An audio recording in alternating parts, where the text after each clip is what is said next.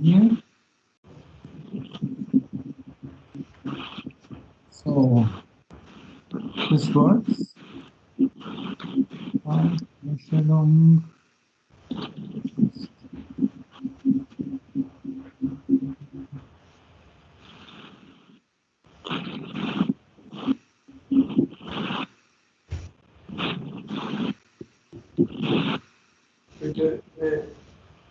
Wilfried, hast du die erste Folie drauf? Nicht gerade. Wir haben kein Share Screen von deiner Seite aus. Wir sehen dich über die Kamera, aber keine Funktion. Hast du jetzt den Screen, die erste Folie? Nein, ich habe nur dich. Ah ja. Okay, let's see.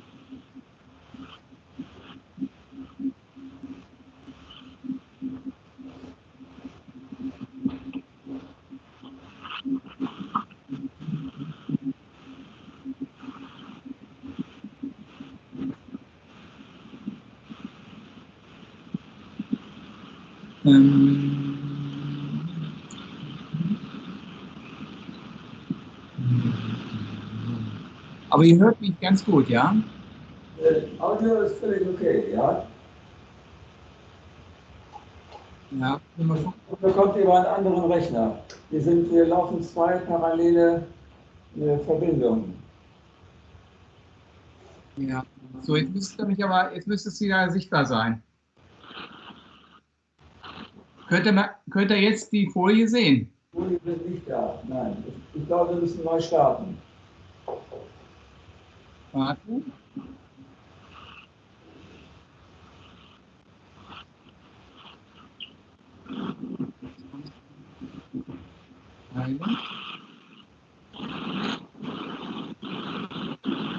Kommt jetzt. Jetzt kommen die Folien rüber, wir sehen deinen Bildschirm. Du siehst das jetzt, ja? Ich sehe deinen Bildschirm, du brauchst nur die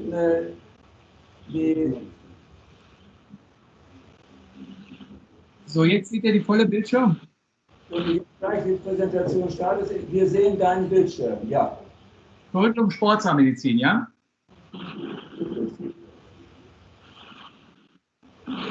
But you don't have my image, or isn't it? You don't see the picture, just the.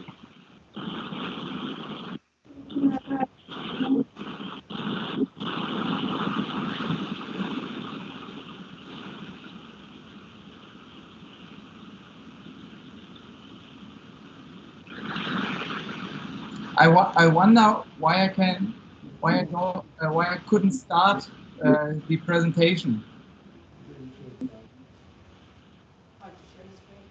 Okay, now start the presentation with this button. He has to share it, no? Yeah. Yeah.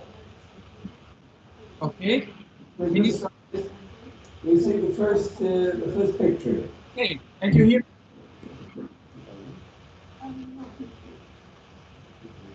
You hear me, but you can't see me. Is it right?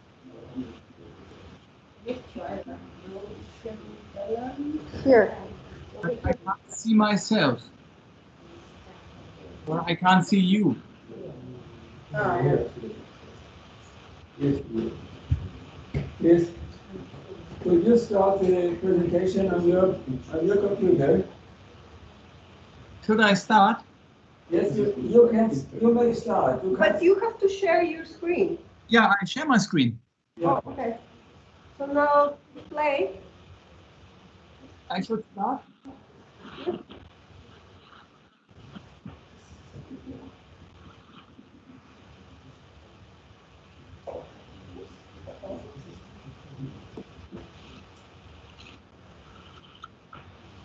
Okay, you may start. I'm ready. Okay, please start. Okay. Okay. I can't see you, but I'm imagining you are all there and you're interested in what I have to say. My name is Holger Klaas. I'm the president of the German Society for Sports Dentistry and the general secretary of IASD, means International Association Sports Dentistry. So, and Ludwig and Sandra asked me to talk about sports dentistry, new thoughts, because there are some cross links between your topic and the sports dentistry. And so I would like to bring up this field, this now upcoming interesting field of sports dentistry to you. And yeah, so I will start. So why is sports dentistry so interesting? It's a new field, and this question is often asked. And it's a new field, and it's a trans or an interdisciplinary field. So we have many influences from different fields, like or inflammation, or from sports medicine or orthodontics. So it's a very interesting new upcoming field, and we are very open to new new things coming up, like yours. And we discovered, or we saw for, I think, 8 years ago, that it would be a very important field, the breathing, because we dentists have some influence of breathing. And I would like to show you this German pig in front of a garden, and you will see this one will have the same problems like our patients. Can you hear it?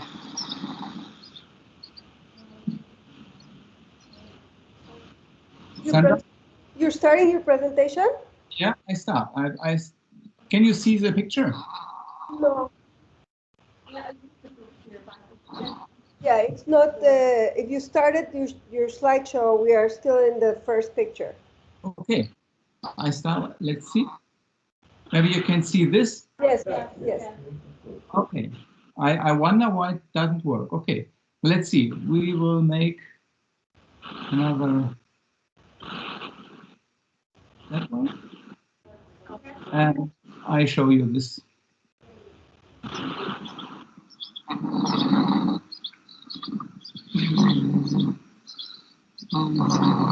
This is near Witzenhausen, sunny day.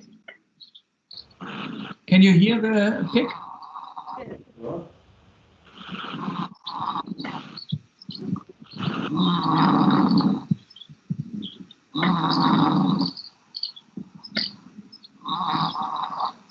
So that's why it's just a reminder for me, this film, why breathing is so important to us.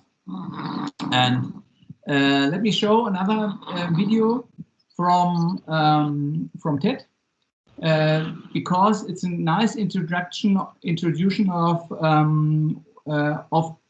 sports and how technology affects sports and the athletes. So I will show you this. Can you see this? Oh, let's see.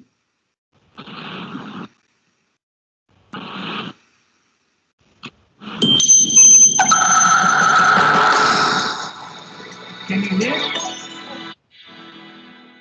We have the... The Olympic motto is Citius, Altius, Fortius, faster, higher, stronger. And athletes have fulfilled that motto rapidly. The winner of the 2012 Olympic marathon ran 2 hours.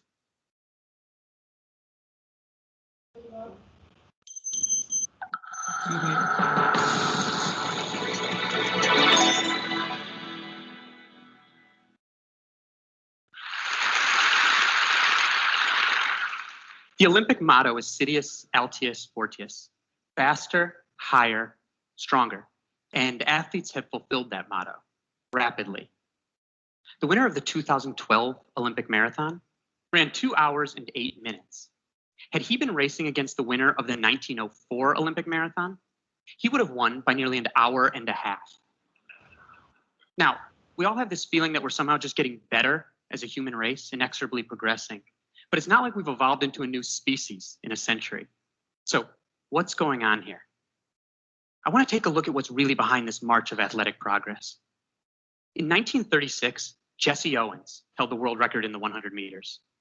Had Jesse Owens been racing last year in the World Championships of the 100 meters, when Jamaican sprinter Usain Bolt finished, Owens would have still had 14 feet to go. That's a lot in Sprinterland. To give you a sense of how much it is, I want to share with you a demonstration conceived by sports scientist Ross Tucker. Now, picture the stadium last year at the World Championships of the 100 meters. Thousands of fans waiting with bated breath to see Usain Bolt, the fastest man in history. Flashbulbs popping as the 9 fastest men in the world coil themselves into their blocks. And I want you to pretend that Jesse Owens is in that race. Now close your eyes for a second and picture the race. Bang, the gun goes off. An American sprinter jumps out to the front. Usain Bolt starts to catch him. Usain Bolt passes him, and as the runners come to the finish, you'll hear a beep as each man crosses the line. That's the entire finish of the race. You can open your eyes now. That first beep was Usain Bolt. That last beep was Jesse Owens. Listen to it again. When you think of it like that, it's not that big a difference, is it? And then consider that Usain Bolt started by propelling himself out of blocks down a specially fabricated carpet designed to allow him to travel as fast as humanly possible.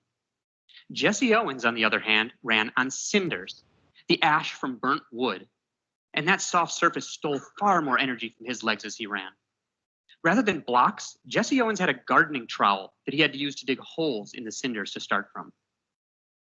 Biomechanical analysis of the speed of Owens's joints shows that had he been running on the same surface as Bolt, he wouldn't have been 14 feet behind. He would have been within 1 stride. Rather than the last beep, Owens would have been the second beep. Listen to it again. That's the difference track surface technology has made, and it's done it throughout the running world. Consider a longer event. In 1954, Sir Roger Bannister became the first man to run under 4 minutes in the mile. Nowadays, college kids do that every year. On rare occasions, a high school kid does it. As of the end of last year, 1,314 men had run under 4 minutes in the mile. But like Jesse Owens, Sir Roger Bannister ran on soft cinders that stole far more energy from his legs than the synthetic tracks of today. So I consulted biomechanics experts to find out how much slower it is to run on cinders than synthetic tracks, and their consensus was that it's 1.5% slower. So if you apply a 1.5% slowdown conversion to every man who ran his sub-4 mile on a synthetic track, this is what happens. Only 530 are left. If you look at it from that perspective, fewer than 10 new men per decade have joined the sub-4 mile club since Sir Roger Bannister. Now, 530 is a lot more than 1, right? And that's partly because there are many more people training today and they're training more intelligently. Even college kids are professional in their training compared to Sir Roger Bannister, who trained for 45 minutes at a time while he ditched gynecology lectures in med school. And that guy who won the 1904 Olympic marathon in 3.5 hours, that guy was drinking rat poison and brandy while he ran along the course. That was his idea of a performance-enhancing drug. Clearly, athletes have gotten more savvy about performance-enhancing drugs as well. And that's made a difference in some sports at some times, but technology has made a difference in all sports, from faster skis to lighter shoes. Take a look at the record for the 100-meter freestyle swim. The record is always trending downward, but it's punctuated by these steep cliffs. This first cliff in 1956 is the introduction of the flip turn. Rather than stopping and turning around, athletes could somersault under the water and get going right away in the opposite direction. This second cliff, the introduction of gutters on the side of the pool that allows water to splash off rather than becoming turbulence that impedes the swimmers as they race. This final cliff, the introduction of full body and low friction swimsuits. Throughout sports, technology has changed the face of performance. In 1972, Eddie Merckx set the record for the longest distance cycled in 1 hour at 30 miles, 3,774 feet. Now that record improved and improved as bicycles improved and became more aerodynamic, all the way until 1996 when it was set at 35 miles, 1,531 feet, nearly 5 miles farther than Eddie Merckx cycled in 1972. But then in 2000, the International Cycling Union decreed that anyone who wanted to hold that record had to do so with essentially the same equipment that Eddie Merckx used in 1972. Where does the record stand today? 30 miles, 4,657 feet. A grand total of 883 feet farther than Eddie Merckx cycled more than 4 decades ago. Essentially, the entire improvement in this record was due to technology. Still, technology isn't the only thing pushing athletes forward. While indeed we haven't evolved into a new species in a century, the gene pool within competitive sports most certainly has changed. In the early half of the 20th century, physical education instructors and coaches had the idea that the average body type was the best for all athletic endeavors. Medium height, medium weight, no matter the sport. And this showed in athletes' bodies. In the 1920s, the average elite high jumper and average elite shot putter were the same exact size. But as that idea started to fade away, as sports scientists and coaches realized that rather than the average body type, you want highly specialized bodies that fit into certain athletic niches. A form of artificial selection took place, a self-sorting for bodies that fit certain sports. And athletes' bodies became more different from one another. Today, rather than the same size as the average elite high jumper, the average elite shot putter is 2.5 inches taller and 130 pounds heavier. And this happened throughout the sports world. In fact, if you plot on a height versus mass graph one data point for each of 24 sports in the first half of the 20th century, it looks like this. There's some dispersal, but it's kind of grouped around that average body type. Then that idea started to go away, and at the same time, digital technology, first radio, then television and the internet, gave millions, or in some cases billions, of people a ticket to consume elite sports performance. The financial incentives and fame and glory afforded elite athletes skyrocketed, and it tipped toward the tiny upper echelon of performance. It accelerated the artificial selection for specialized bodies. And if you plot a data point for these same 24 sports today, it looks like this. The athletes' bodies have gotten much more different from one another. And because this chart looks like the charts that show the expanding universe, with the galaxies flying away from one another, the scientists who discovered it call it the Big Bang of body types. In sports where height is prized, like basketball, the tall athletes got taller. In 1983, the National Basketball Association signed a groundbreaking agreement, making players partners in the league, entitled to shares of ticket revenues and television contracts. Suddenly, anybody who could be an NBA player wanted to be, and teams started scouring the globe for the bodies that could help them win championships. Almost overnight, the proportion of men in the NBA who are at least 7 feet tall doubled to 10%. Today, 1 in 10 men in the NBA are at least 7 feet tall. But a 7-foot-tall man is incredibly rare in the general population. So rare that if you know an American man between the ages of 20 and 40 who's at least 7 feet tall, there's a 17% chance he's in the NBA right now. That is, find 6 honest 7-footers, 1 is in the NBA right now. And that's not the only way that NBA players' bodies are unique. This is Leonardo da Vinci's Vitruvian Man, the ideal proportions, with arm span equal to height. My arm span is exactly equal to my height. Yours is probably very nearly so, but not the average NBA player. The average NBA player is a shade under 6'7", with arms that are 7 feet long. Not only are NBA players ridiculously tall, they are ludicrously long. Had Leonardo wanted to draw the Vitruvian NBA player, he would have needed a rectangle and an ellipse, not a circle and a square. So in sports where large size is prized, the large athletes have gotten larger. Conversely, in sports where diminutive stature is an advantage, the small athletes got smaller. The average elite female gymnast shrunk from 5'3" to 4'9" on average over the last 30 years. All the better for their power to weight ratio and for spinning in the air. And while the large got larger and the small got smaller, the weird got weirder. The average length of the forearm of a water polo player in relation to their total arm got longer. All the better for a forceful throwing whip. As the large got larger, small got smaller, and the weird weirder. In swimming, the ideal body type is a long torso and short legs. It's like the long hull of a canoe for speed over the water. And the opposite is advantageous in running. You want long legs and a short torso. And this shows in athletes' bodies today.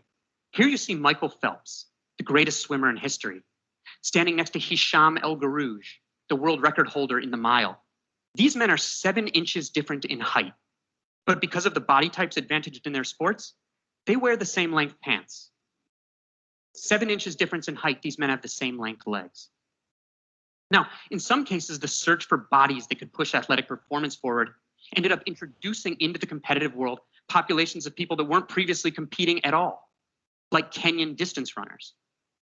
But we think of Kenyans as being great marathoners. Kenyans think of the Kalenjin tribe as being great marathoners. The Kalenjin make up just 12% of the Kenyan population, but the vast majority of elite runners. And they happen on average to have a certain unique physiology. Legs that are very long and very thin at their extremity. And this is because they have their ancestry at very low latitude in a very hot and dry climate. And an evolutionary adaptation to that is limbs that are very long and very thin at the extremity for cooling purposes. It's the same reason that a radiator has long coils, to increase surface area compared to volume to let heat out. And because the leg is like a pendulum, the longer and thinner it is at the extremity, the more energy efficient it is to swing. To put Kalenjin running success in perspective, consider that 17 American men in history have run faster than 2 hours and 10 minutes in the marathon. That's a 4 minute and 58 second per mile pace. 32 Kalenjin men did that last October. That's from a source population the size of metropolitan Atlanta. Still, even changing technology and the changing gene pool in sports don't account for all the changes in performance. Athletes have a different mindset than they once did. Have you ever seen in a movie when someone gets an electrical shock and they're thrown across a room? There's no explosion there. What's happening when that happens is that the electrical impulse is causing all the muscle fibers to twitch at once, and they're throwing themselves across the room. They're essentially jumping. That's the power that's contained in the human body. But normally we can't access nearly all of it. Our brain acts as a limiter, preventing us from accessing all of our physical resources because we might hurt ourselves, tearing tendons or ligaments. But the more we learn about how that limiter functions, the more we learn how we can push it back just a bit. In some cases, by convincing the brain that the body won't be in mortal danger by pushing harder. Endurance and ultra-endurance sports serve as a great example. Ultra-endurance was once thought to be harmful to human health. But now we realize that we have all these traits that are perfect for ultra-endurance. No body fur and a glut of sweat glands that keep us cool while running. Narrow waists and long legs compared to our frames. Large surface area of joints for shock absorption. We have an arch in our foot that acts like a spring. Short toes that are better for pushing off than for grasping tree limbs. And when we run, we can turn our torso and our shoulders like this while keeping our head straight. Our primate cousins can't do that. They have to run like this. And we have big old butt muscles that keep us upright while running. Have you ever looked at an ape's butt? They have no buns because they don't run upright. And as athletes have realized that we're perfectly suited for ultra endurance, they've taken on feats that would have been unthinkable before. Athletes like Spanish endurance racer Kilian Jornet. Here's Kilian running up the Matterhorn with a sweatshirt there tied around his waist. It's so steep he can't even run here. He's pulling up on a rope. This is a vertical ascent of more than 8,000 feet, and Kilian went up and down in under 3 hours. Amazing. And talented though he is, Kilian is not a physiological freak. Now that he has done this, other athletes will follow, just as other athletes followed after Sir Roger Bannister ran under 4 minutes in the mile. Changing technology, changing genes, and a changing mindset. Innovation in sports, whether that's new track surfaces or new swimming techniques, the democratization of sport, the spread to new bodies and to new populations around the world, and imagination in sport.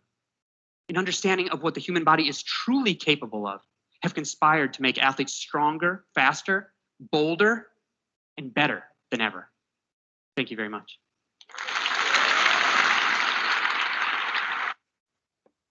So, did you get it? Can you see me? Yes. Yeah.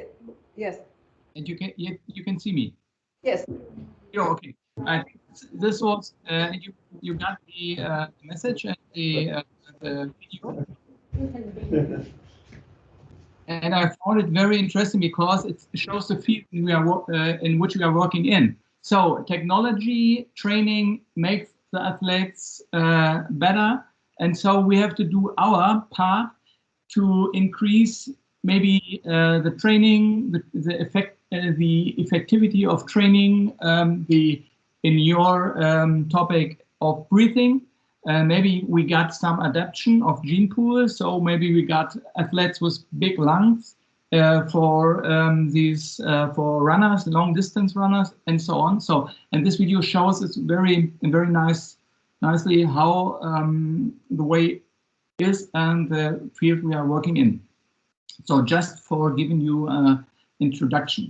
So, and you see, this is my son. My son is, in this picture, he's 9 years old, and we are very interested in sports. This was 2006 when German take part in the World Championships. No, was not 2006. It was 2000, I think, 14 or like that. 6 he wasn't born. He was born in 2007, so it couldn't be 2006. And you see, we are a family of we are very interested in sports, and we are living for sports.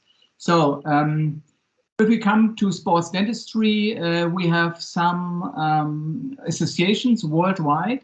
As you see in France, we have the European Association of Sports Dentistry. In Germany, we have 4 societies for sports dentistry, and our society is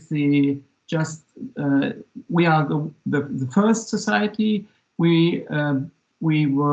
found our society in 2007, and but we have our activities were much earlier, and there come other societies who copied us and are now working with us. So you see in Switzerland there is an international association and a Swiss association. In Japan there's a Japanese Academy of Sports Dentistry, which are very often offer some classes of sports dentistry, and they have a strong focus on mouth guards and performance plans. And you see the other one is in USA, the American Academy of Sports Dentistry, which was first academy or first society for sports dentistry worldwide. But they are always very focused on power splints and traumatology, like mouth guards. And you see the field of sports dentistry is increasing, and there's every year there's a new society coming in this field. And so we founded in 2016 the IASD, the International Association of Sports Dentistry in Switzerland, near Zurich, to build and to organize a network between all these players in this field. So our society is named the DGZBR Sport. We are begin in 2007, and I'm very proud to be one of the founders of the association, of our group. And you see me on the left side, and on the right side is my colleague Michael Klar. He was a student of mine, and he worked in our dental office. And then we had in 2000 we had a professional boxer who was injured in Kassel near Witzenhausen. He had plenty of face damage, and we have to take care of him in our university hospital. And we saw there were no how do you say, assessments to help him, because you have to make usual treatment, but you have to do it in a proper way. And so we decide there are no assessments, so we have to create assessments. And that was the beginning of our society. And so in 2007 we met in Witzenhausen. It's my backyard in Witzenhausen. You see all the cherry trees are in blossom, and you see the tree, the desk there, and we founded the desk, the DGZBR Sport, the first German society for sports dentistry in this garden. On the left you see our small and tiny au pair house. It's called Oak, and we have usually almost every year an au pair from United States there, which is very nice. The DGZBR Sport, we found ourselves as a learning society, we are team players, and we are open-minded. So these are the values of our society. We are searching for new keys to sports dentistry, and we would like to be good in that what we are doing. And we want to increase our knowledge, and we want to get better every time. So that is the main values of our society. We are the main topics of our society is the coordination and development of to treat and to treat the athletes, and coordination of science projects, and to create a network of dentists who are certificated in sports dentistry. We are working together with the main society in medicine and sports in Germany. This is our timeline, and I'm very sorry that there's a big animation, but you can't see it because this is not the presentation. Really, this is it's not the presentation how I should present it. So you see the timeline, and you see it starts in 2007, and Professor Engelke was the first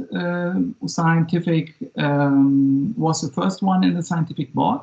Nowadays we have, I think, 18 teachers from universities in our scientific board, which is very, very good for us, for a society for sports industry, and it's in my opinion, we are the only society with this large board. And you see, we have make some development, and and we start with our education in 2018 and offer a curriculum for this topic of sports. Can you hear me? Because It's perfect. Okay, so this is a structure of our members. We have 61% of our members are in dental office. They practice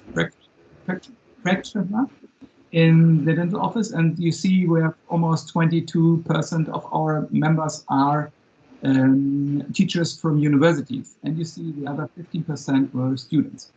So this is why we have a big scientific impact in our society, because 22% of our members are at the university. So, and we have, I showed you, we have many fields of things we have to do. We have to take care that our members are proceed with their knowledge, and we have to make sure that we offer a program which is what do you say? It's actual, and which is state of the art. And we have some studies. So like Wilfried had some studies in Göttingen now in a sports club for ventilation. And so we have all these things, and it's too much to say in this short period of time, this one hour. So we are very busy as a society. This is our scientific. You see it's in the first, it's Professor Engelke. He's working on Atmungsoptimierung, which means is ventilation and breathing. He's now from Göttingen. He's now working in the University of de la Frontera in Temuco, Chile. And you see the second one is Professor Dr. Ziebold. He is leader of the scientific board, or the head of the scientific board, and he's working on systematic influences of infection disease from the oral infection of the systemic health. This it's not so much for you. This is about organization in German sports. You see, the Germans like to organize everything, and that's why the German sports world is so organized. You see all these fields, and every society of sports has its own board, and it's very complicated, and you have to know who you can talk to if you want to work with this society. You see the DFB is a German soccer soccer society. DFB, it's a biggest society for sports worldwide, and you see all these different what do you say, different parts of the DFB. Sports industry is a very interesting field because the Germans pay so much for their fitness. You see, every German pays in the year 66 euros for his personal fitness. It's not very much, you would say. I think in the United States it must be much more. But it's an increasing field, and the Germans pay every year more for their fitness. So this is why it could be very interesting to work on this field, because sometimes the patients come to us and say, what can I do to increase my physiological, my ability to hit, or to my skills in golf or in tennis, and we offer some splints or like that. So this is an increasing field and could be interesting in a monetary way. So timeline of sports medicine is all starts in 1890 in London, and at the beginning there was a pain because the boxers hit each other, and then there was some trauma, and so a special dentist was developing a mouse guard, the first mouse guard. And then it goes further on. In Sweden in 1970, there was another orthodontic doctor, a child doctor. He developed a mouse guard, the first mouse guard. In 1983, the American Academy of Sports Dentistry were founded. And so America first, like in other topics. So, and you see in 1990, there was the dentists began to see there's an influence of this of the occlusion and the static of the body. So the sports dentist thought we can influence the body static or with some special splints. Which is a very complicated topic, and we have some investigations further on. You see, in 2000, there's coming a new topic about the gingivitis and periodontitis. Can you see me? Yes, we can see. And you can hear me? Yes. Okay. Oh, because I can't see you, and it's a little bit difficult for me because I have no reaction. And so in 2000, there's a new field, and we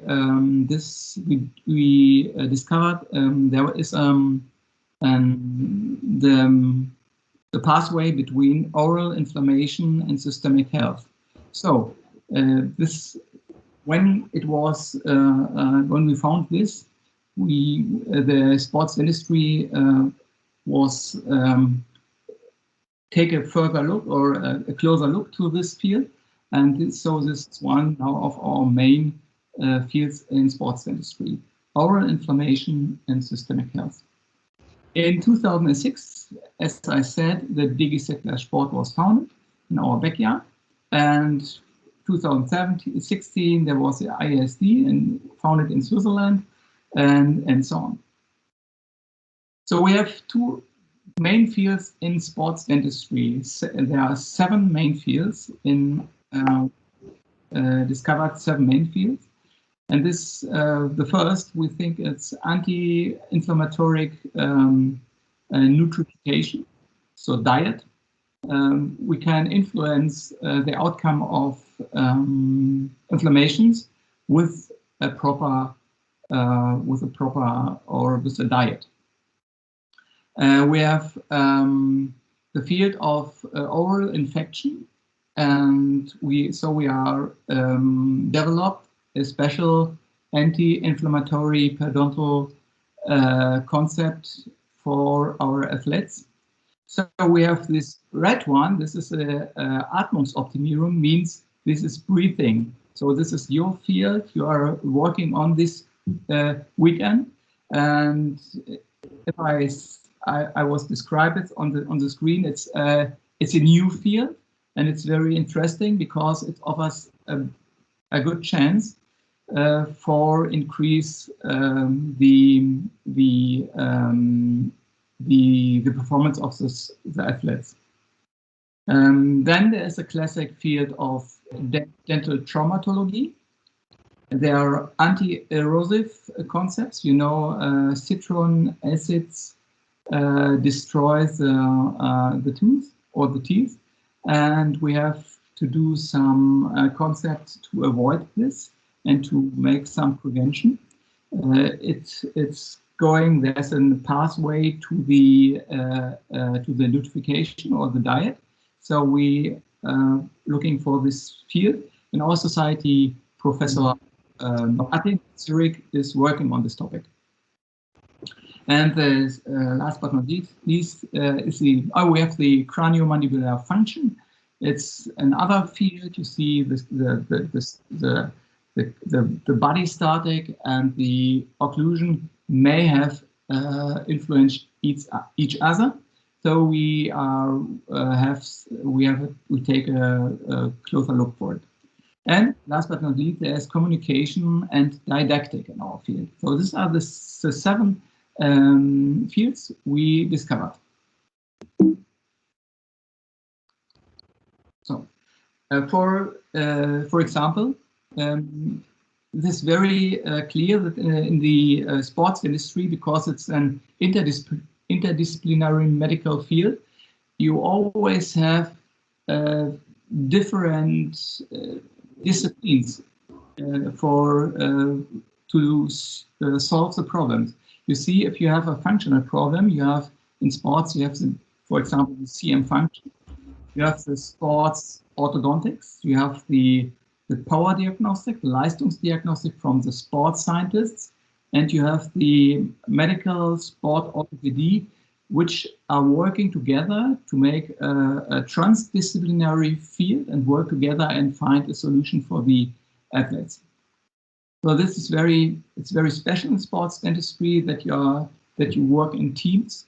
We have our own programs to screen. I will show you, but we have always to communicate with the doctors, with the sports doctors, or with the trainers.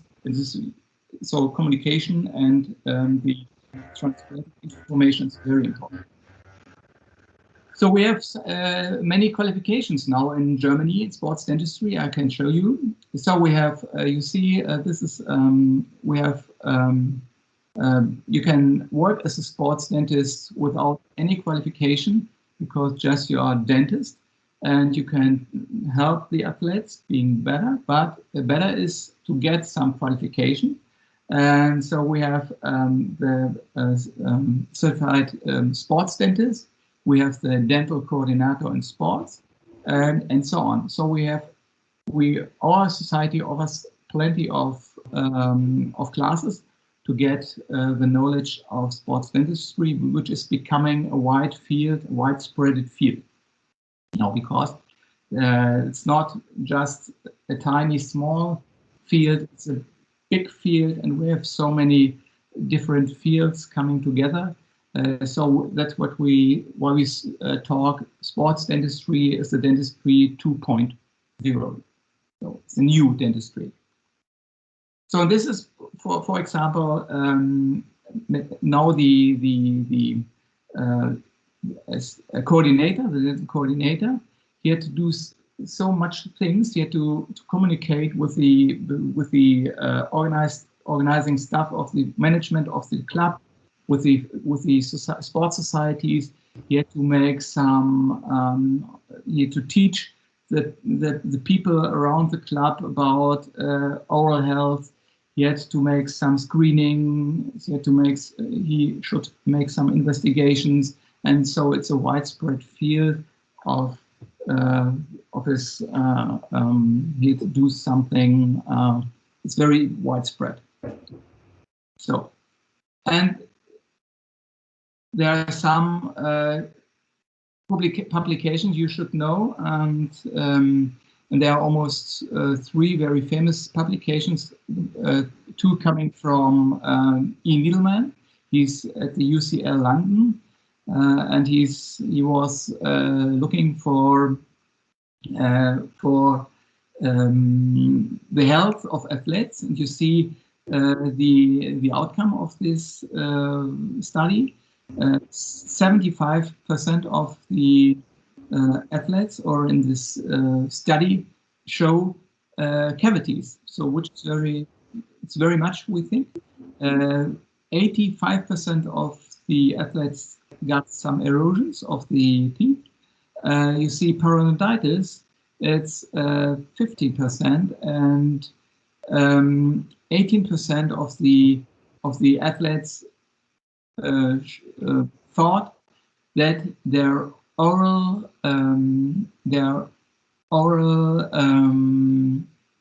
situation would influence their outcome and their performance. So this was an investigation made by my friend E. Needleman in 2012, where there were the Olympic Games in London, and you see, and he built up a small tent in the Olympic Village, and so every athlete who want to go to the dentist, and he makes some investigation there. And you see the outcome of his investigations. 55% of the athletes he met got cavities, erosion 45%, and gingivitis 75%, which is incredibly high. But in our own investigations, we have higher numbers because we have we make another way of investigation. So, and almost half of the athletes thought that their oral situation may influence their performance, because it would decrease their performance. So that is what it shows, that the athletes really know that their oral health could influence their performance, but they don't know how to manage it.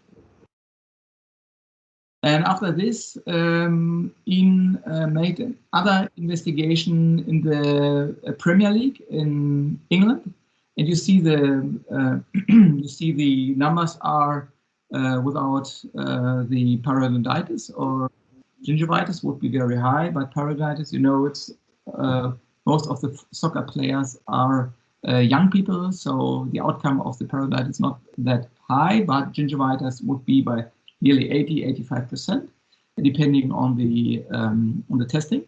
And you see nearly the half of the athlete suffers cavities, erosion 37% because of the drinks. You see they got some isotonic drinks. All of these drinks have citron acid in it, and so it's very makes erosions.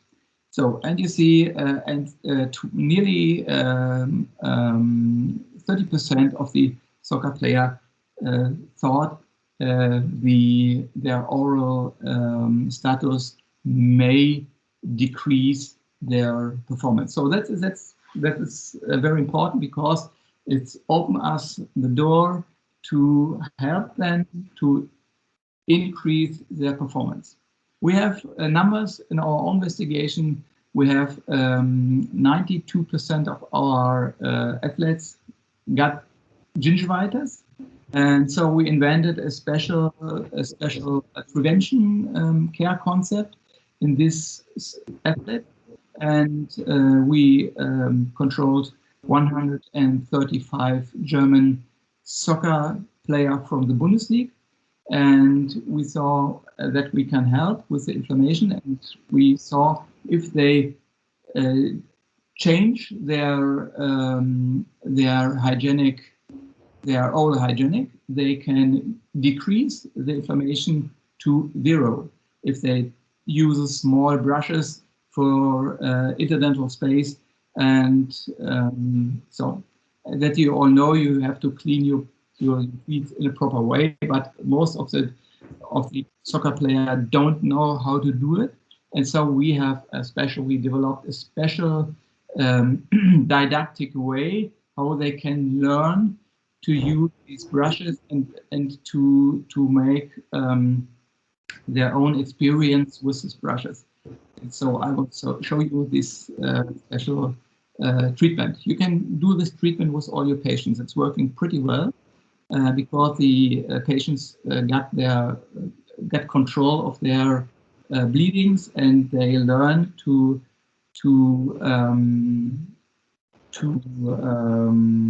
look for the proximal space and how important it is. I show you later. So there are 2 other very important publications for argumentation, to present arguments for for sports industry. This is one that from Hanne B. et al. And so it shows that bacteria from the mouse, oral bacteria can make chronic back pain, and so it's very, very interesting because the mouth is the only part of the body where the body where you have outside and inside in one compartment. And the tooth go from outside through the gum to the inside, and so the bacteria want to go this way from outside to inside.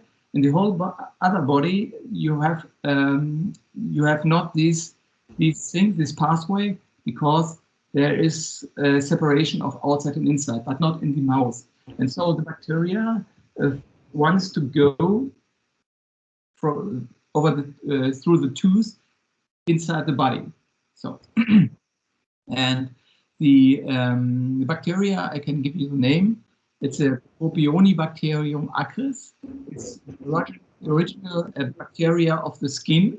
And when we are childs and we are eating something or grabbing in our mouth, so we bring these bacteria inside the mouth, and this bacteria is going to the mouth inside over the inflammation, bleeding gum inside the body, and it is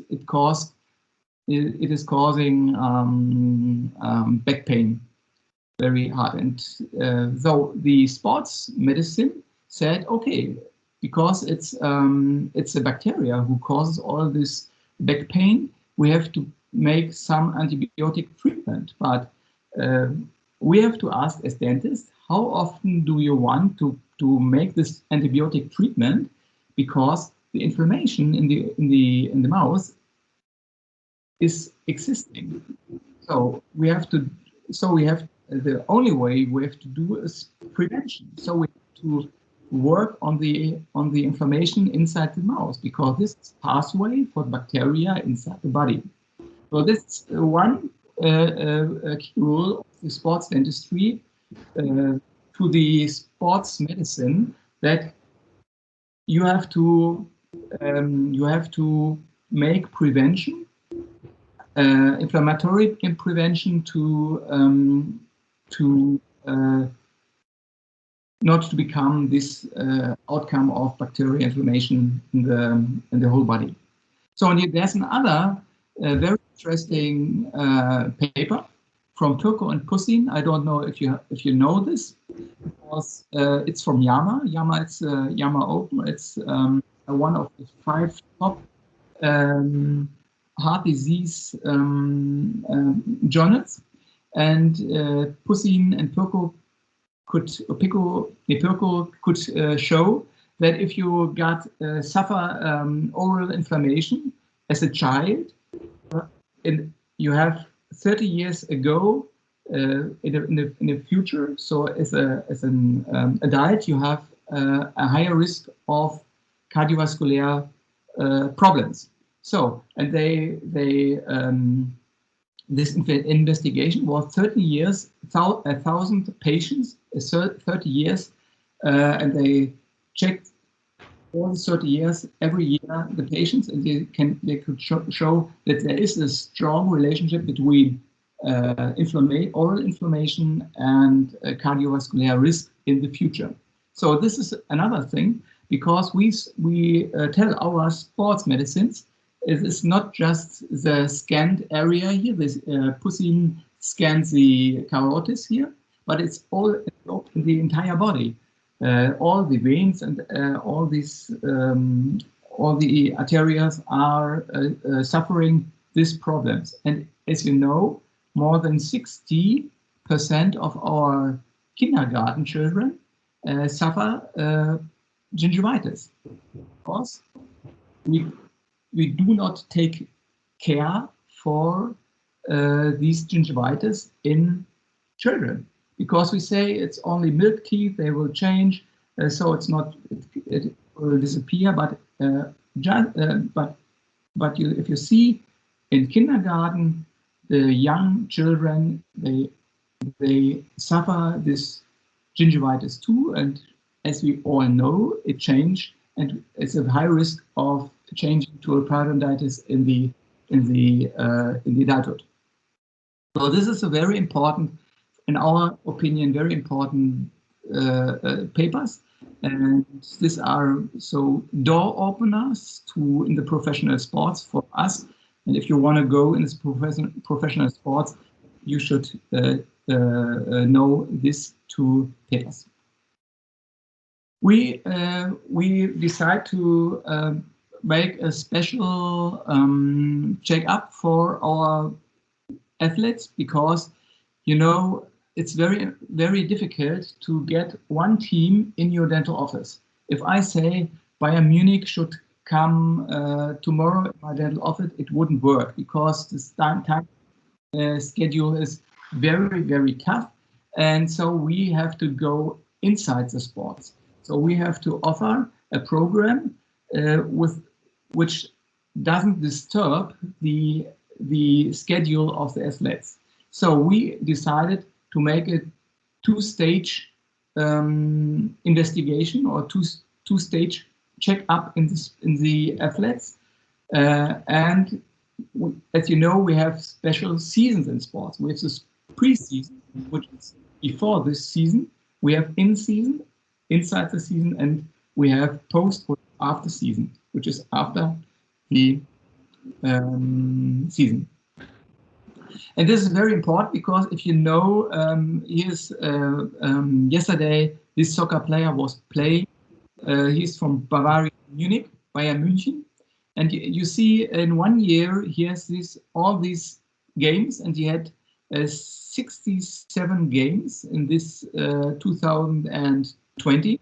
And so you can imagine how many weeks we have, and he had every week he had to play, and he had to give high performance. And you see, inside the seasons there are it's very, very exhausting for the player to give a high performance in the seasons. So you can't go in the seasons and make some check-ups. So you have to go before a season or after season. This is very important because you never will make a check-up inside the season. So you have to adapt your investigations or your check-ups to the sports. So we have the first part of our investigation is these sportsmedizinische screening, means sports dentistry screening. And we have, as I said, two stages. You see, this is in Hannover 96. It's a professional club in Germany, near Göttingen. It's a Bundesliga club. And you see, this is one step. This is a dental hygienist who is checking and makes an inflammation check. She had a small brush, and the soccer player, held in his hand a mirror, and so he can recognize and see what happened if we test the proximal space. So this is in the field, in the Leistungszentrum, means this is in the stadium, and we always do this with the entire team. So we make an appointment before the season, and we want to have the entire team, all the new soccer players who come have to do this. So, and we're looking for inflammation. It's just to orientate. It's not, we are looking not very special with special, with Sonden or with special, we don't make the PSI. We just make this brush and look what happened. It should be very short. We have, for our first screening, we have just 3 minutes for each soccer player. So it's just a small and very fast checkup. So it's not a professional environment. It should be very bright, and our dental hygienists or special dental hygienists in sports prepare all these things for us, and we as the doctors came and we interpret all these checks. So, and you see, you have to prepare for this. You make some you have to organize. You make the special lists, and all the team had to. You need the names, and every player gets a number, and this is very secret, this list, and you can imagine if you have this list and you have some problems with the players because he has an inflammation or he has some problems with his wisdom teeth and so on. You can't give this list via internet because it should be on paper, and this is a code list for the investigation So we make this. This is very special here, so we don't need it. So this is our check, our screening formula. You see there are some. You see on the top their name and their code number, and we ask about their social status, so security status, and you see the main fields. On down under is these are function and information. So we are looking for function information and ask them when they were the last time at the dentist. Are there some X-rays and so on? And if we have one point, we can cross it on the right. And if there's just one. They have to proceed with the second stage. So almost every soccer player goes to the second stage. So we have, I think it's a bit, muss ich so ins Detail gehen? Should I go so in details, or? I would like to ask you if you could just summarize the concept, because we're a little bit short of time. Okay. So we have to do another endoscopy just in a few minutes. Okay. If you could present just a summary of this concept, and then we unfortunately have to proceed. Yeah. Okay. I think it's very special. But if you would like to have a summary, so we discovered there are many fields of. Many fields in sports dentistry, And one of the main fields should be the ventilation or the breathing. And so your field may become one of the most important fields. And because we saw in our, when we are taking our checkup with professional sports, we saw narrow maxillas very often. We saw narrow maxillas very often, and we thought this is because in Germany, in professional sport, they begin very early with professional training. So my son, he's playing soccer. He's 13 years old, and he's playing soccer in Bundesliga for childs, and he had five times a week training and one match every week. And so he had 5 trainers. He had special diet. So this is very professional, and we see they in this field they are breathing every day 3 hours through the mouth. So we think in this 3 hours the tongue is not in the right position, because we are the transfer power of the tongue is missing. So your maxilla is going to be narrow, and this causes, because the palatum, it's very narrow, and the palatum, the other side of the palatum is the bottom of the nose, and so the nose, the nose is the same way. It's very narrow. So the airway through the nose, it's decreasing. You have not this room, this space to breathe in a proper way.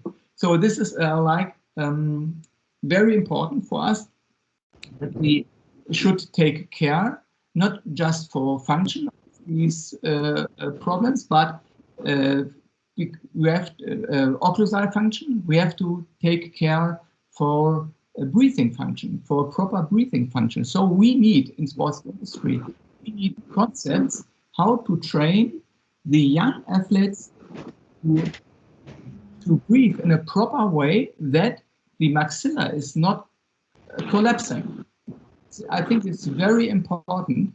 I see my son, he comes to me and he's talked to me, and he said, Daddy, I was looking for myself, and I was breathing through my mouth, and he thought it was not okay.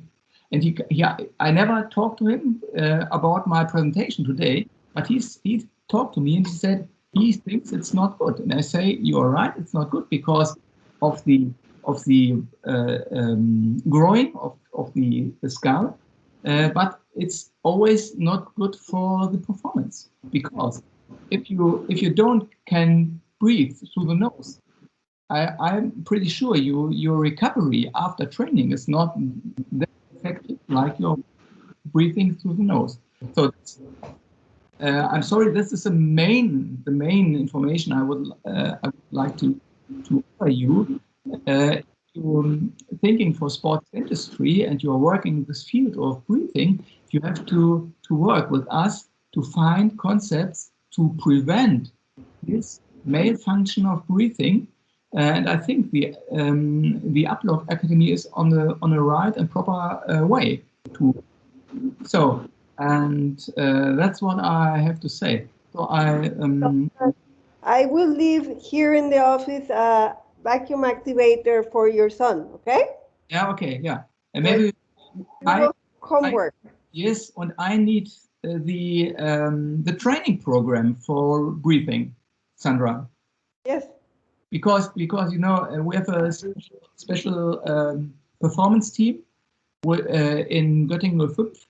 Wilfried is a part of the performance team, and we in a few weeks after summer holiday, we will start our training program with breathing and breathe training at Göttingen 05, because this is a special. I will share with you the presentation our colleague Marisa Santos did earlier today. I have it on video. I think that will be very, very interesting to you, how she starts the breathing with the 2-year-olds. Yeah, okay. Yeah, we are going to have to go to the endoscopy, because I'm afraid I'm going to kill Dr. Engelke. We have squeezed his brain for 2 full days, and I need to give him a nice break. So if you have information for the people here, the best thing is I will give you their email or WhatsApp, and then I think they are all going to have questions, and they will they know already some things with the sports dentistry, but I'm sure they're going to be interested in participating with the association. So send us the information and we pass it around. Thank you so much for having me, and I beg your pardon for my English. I have to make more exercise, I think. It's so much better than our German, so much better. Thank you for letting us use your home. We adore your town. Thank you. And I will take Angela from you. Yeah, thank you so much. And I will go to the beach now. And I hope you will have a nice stay in Witzenhausen, and you will have a nice trip back to your home, a nice and safe return to your home. And hope you see you in the future in person. And have a nice gelato. Yeah. Thank you so much, and have a nice time. Vielen Dank.